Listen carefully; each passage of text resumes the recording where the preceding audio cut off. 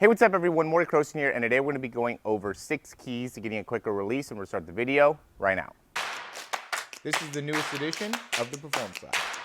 Reach your individual goals. You don't want to just talk about straight line speed. We also want to talk about your ability to be quick.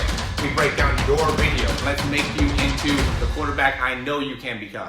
All right, so this is something that I think is really important when it comes to being able to improve as a quarterback, is really understanding the release and understanding what the arm should be going through in order to get the ball out of your hand quickly. And I think a common misconception here when it comes to getting a quicker release is to shorten up the load or shorten up the range of motion that the arm or shoulder is going through. And I think it's a really important thing to distinguish that that is not the case. We're not trying to shorten up the arm in any way in order to get the ball out of your hands faster. In many ways, it's actually more effective and more efficient to be able to lengthen through the shoulder. So as I'm going back and loading here, it's going to be more effective for me to be able to stretch my shoulder, and it's also going to be more effective for me to be able to get more distance away from my body with my hand, and even more action with the wrist, right? So as I'm here, as I'm coming back, if I can get some action going within the wrist where I can bring the ball kind of back here, now that's going to help me in being able to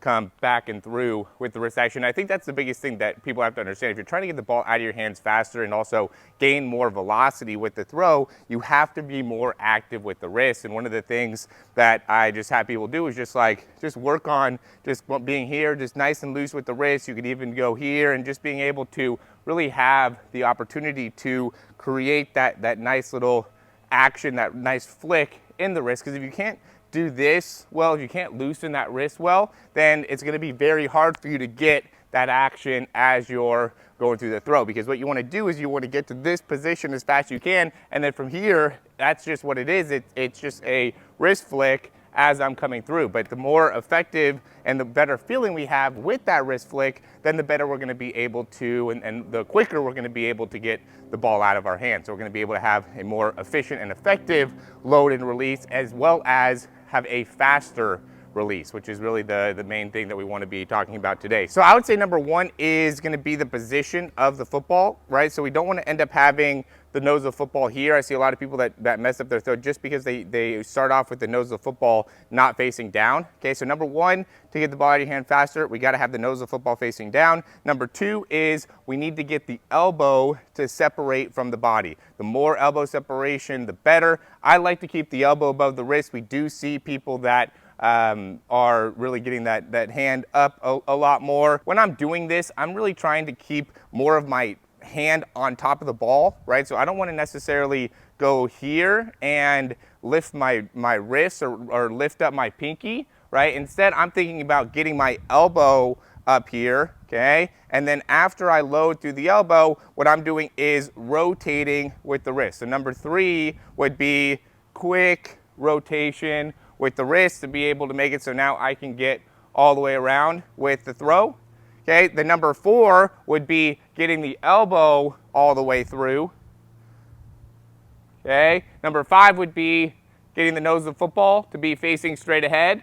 Okay, we're going to say that these are going to be more like underneath type throws just for the point of this video, right? So we're not going to be going into a quicker release when it comes to throwing the ball deep. Again, you're going to want to end up potentially having a little bit longer release when throwing the ball a little bit further. But number five is going to be getting that nose of the football to be facing straight ahead. And then number six is going to be the release or the wrist flick, right? So to go over it again, we got nose of the football facing down. We got elbow to separate. We got wrist rotation, okay? And that's probably the most important. Number three is probably the most important, is we got to be more active with the wrist. That's where I think most people end up really struggling, really 3 and 4 probably. So it's here. A lot of people can get to this position fine. They start with the nose of the football down, they get here, and then struggle with being able to get the wrist to be able to rotate and also drive the elbow simultaneously. Okay, we'll see people that will either do a good job driving the elbow, will end up getting that wrist stuck down below, or will be not bad with the elbow, not bad with the wrist and getting the wrist around, but we'll kind of drop the elbow or have weird actions that they'll go through with the elbow, or I guess not effective actions to the elbow. What I mean by weird is just something that is not as effective as what we want to be getting, which is to be able to get that elbow through, to be able to get that wrist through, okay? And then from there, we want to be able, and I say the nose of the football down because that's going to dictate if my wrist is on top or if I have good control of the ball, if my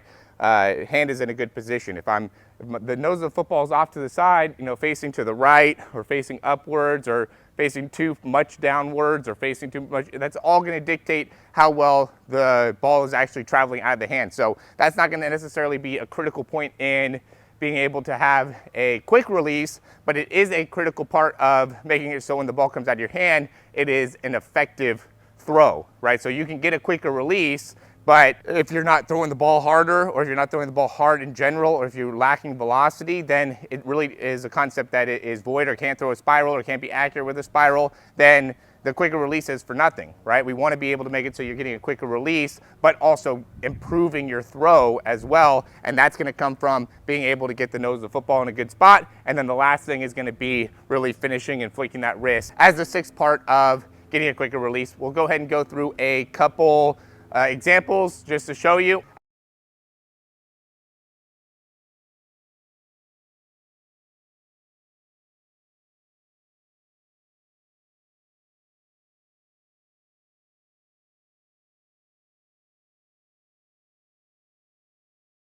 As always, guys, thanks for watching. If you have any questions or comments, you can leave those down below. I always recommend you guys checking out Quarterback University or our website to be able to find out more about what we do, what we offer for quarterbacks. I really think Quarterback University is the best just because we have a lot of tutorial videos, a lot of videos that are specific to you working out on that platform. And we really provide a lot of great information for you to be able to improve within your mechanics. So you can send in videos.